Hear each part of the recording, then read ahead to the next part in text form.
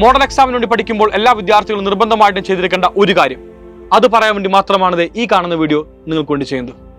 എല്ലാവർക്കും അറിയാമായിരിക്കും 17-ാം തീയതിയാണ് നിങ്ങളുടെ മോഡൽ എക്സാം ആരംഭിക്കാൻ വേണ്ടി പോകുന്നത്. ചുരുങ്ങിയ ഗ്യാപ്പിൽ നിങ്ങളുടെ മെയിൻ എക്സാം വരുന്നതായിരിക്കും. സോ ഈ കാണുന്ന സമയങ്ങളിൽ നിങ്ങൾ എങ്ങനെ പ്രിപ്പയർ ചെയ്യണം, പ്രിപ്പയർ ചെയ്യുന്നത് കൃത്യമായിട്ട് എങ്ങനെയാണ് എഫക്റ്റീവായിട്ട് മാറ്റാൻ വേണ്ടി സാധിക്കുക എന്നാണ് ഈ ഒരു വീഡിയോയിൽ പറയുക. മക്കളെ ശ്രദ്ധിക്കല്ലാവരും. ആദ്യമായിട്ട് ചെയ്യേണ്ട കാര്യം, നിങ്ങൾ പഠിക്കുമ്പോൾ കൃത്യമായിട്ട് എഴുതി വെക്കണം ഞാൻ എന്ത് പഠിച്ചു എന്നുള്ളത്. അപ്പോൾ ചോദിക്കും എങ്ങനെയാണ് എഴുതി വെക്കേണ്ടത്? ഫോർ എക്സാമ്പിൾ നിങ്ങൾ മാത്സ് എടുക്കുക. മാത്സിന്റെ എല്ലാ ചാപ്റ്റേഴ്സും നിങ്ങൾ ലിസ്റ്റ് ഔട്ട് ചെയ്യുക. +1 പറയുകയാണെങ്കിൽ +1 സെറ്റ്സ് മുതൽ നിങ്ങൾ അവസാന പാഠമായിട്ടുള്ള പ്രോബിലിറ്റി വരെ ലിസ്റ്റ് ഔട്ട് ചെയ്യുക. ഫസ്റ്റ് കോളത്തിൽ ഇവിടെ കാണുന്ന പോലെ. രണ്ടാമത്തെ കോളമായിട്ട് നിങ്ങൾ നിർബന്ധമായിട്ടും എഴുതേണ്ടത് ചാപ്റ്റർ റിവിഷൻ. നിങ്ങൾ ആ കാണുന്ന ചാപ്റ്റർ 1 ഷോട്ട് റിവിഷൻ കണ്ട് കംപ്ലീറ്റ് റിവൈസ് ചെയ്ത് ഉറപ്പുവരുത്തണം. നിർബന്ധമായിട്ടും ചെയ്തിരിക്കണം. കാരണം എല്ലാ കോൺസെപ്റ്റ് നിങ്ങൾ അതിവേഗം തന്നെ പഠിച്ചിരിക്കണം. കോൺസെപ്റ്റ് മാത്രമല്ല, കുറച്ച് ചോദ്യങ്ങൾ പഠിച്ചിരിക്കണം. ഇതിന് പുറമെ സെക്കൻഡ് കോളം എല്ലാവർക്കും മനസ്സിലായി കഴിഞ്ഞു. തേർഡ് കോളത്തിൽ പോകുമ്പോൾ തേർഡ് കോളത്തിൽ നിർബന്ധമായിട്ട് ചെയ്യേണ്ട കാര്യമാണ് PYQs. ഈ കാണുന്ന PYQ ചെയ്തോ ചെയ്തില്ല എന്ന് നിങ്ങൾ ഉറപ്പുവരുത്തണം. ശരിയാണ്, എക്സാം പാറ്റേൺ മാറുന്നുണ്ട്, എല്ലാം തന്നെ ശരിയാണെങ്കിൽ തന്നെയും PYQ ചെയ്യുന്നത് ഒരു അനിവാര്യമായ ഘടകം തന്നെയാണ്. സോ PYQ ചെയ്യുന്നതോടൊപ്പം തന്നെ അത് ഗംഭീരമായിട്ട് മനസ്സിലാക്കാൻ വേണ്ടി സാധിച്ചു. പണ്ടത്തെ ക്വസ്റ്റ്യൻസ് നമ്മളെല്ലാം പഠിച്ചു കഴിഞ്ഞു. ചോദ്യം വരും, ഇനി എന്ത്? അതാണ് നമ്മുടെ ലാസ്റ്റ് കോളം, NCERT ക്വസ്റ്റ്യൻസ്.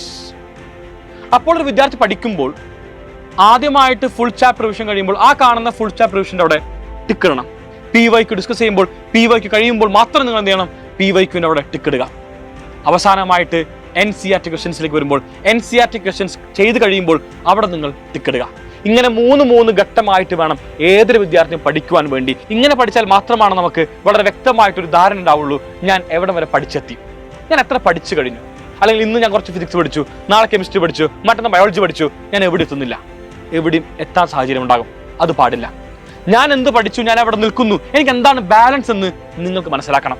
അത് മനസ്സിലാക്കി പഠിച്ചാൽ മാത്രമാണ് നമുക്ക് ഫുൾ മാർക്ക് എന്ന സ്വപ്നത്തിലേക്ക് എത്താൻ വേണ്ടി സാധിക്കുകയുള്ളൂ. നിങ്ങൾക്ക് വേണ്ടി എക്കാലം ഞങ്ങളുണ്ടാകും. ഞങ്ങൾ നിങ്ങൾക്കുള്ള NCERT ക്വസ്റ്റ്യൻസും അതുപോലെ തന്നെ PYQും എല്ലാം തന്നെ ക്ലാസ്സിനകത്ത് വർക്കൗട്ട് ചെയ്യുന്നതായിരിക്കും. ഇതിന് പുറമെ നിങ്ങൾ എടുക്കേണ്ട എഫേർട്ടാണിത് ഇപ്പോൾ തന്നെ പറഞ്ഞത്. ഇതൊരു ചലഞ്ച് പോലെ ഏറ്റെടുക്കണം. ഇതോടൊപ്പം തന്നെ എനിക്ക് ഒരു കാര്യം കൂടി നിങ്ങളോട് പറയാനുണ്ട്. മറ്റൊന്നുമല്ല, പഠിക്കുന്ന പാഠം വൃത്തിയിൽ പഠിച്ചു തീർക്കാം. അല്ലാതെ ഒരു പാഠം കുറച്ച് പഠിച്ചു മാറ്റിവെച്ചു, അത് പാടില്ല. കാരണം മോഡൽ എക്സാം വരാൻ വേണ്ടി പോകുന്നു. മോഡൽ എക്സാമിന് നിങ്ങൾക്ക് ഈ കാണുന്ന മാർക്ക് കാണിക്കേണ്ട ആവശ്യം നിങ്ങളെ മാത്രമാണ്. നിങ്ങൾ മനസ്സിലാക്കണം.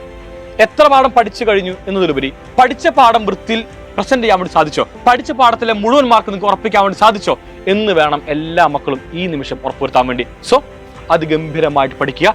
വീണ്ടും പറയുന്നു, നിങ്ങളോടൊപ്പം ഞങ്ങളുണ്ടാകും. 10 ഡേയ്സ് സ്റ്റഡി ചലഞ്ചിലെ എല്ലാ ലൈവും കാണുക. നമ്മൾ ഈ കാണുന്ന 10 ദിവസം കൊണ്ട് +1 +2 കംപ്ലീറ്റ് പാഠം പഠിച്ചു തീർക്കുന്നതായിരിക്കും പറഞ്ഞുകൊണ്ട് വൈൻഡപ്പ് ചെയ്യുന്നു guys. So bye, thank you all. Signing off Afnas from Xylem Learning.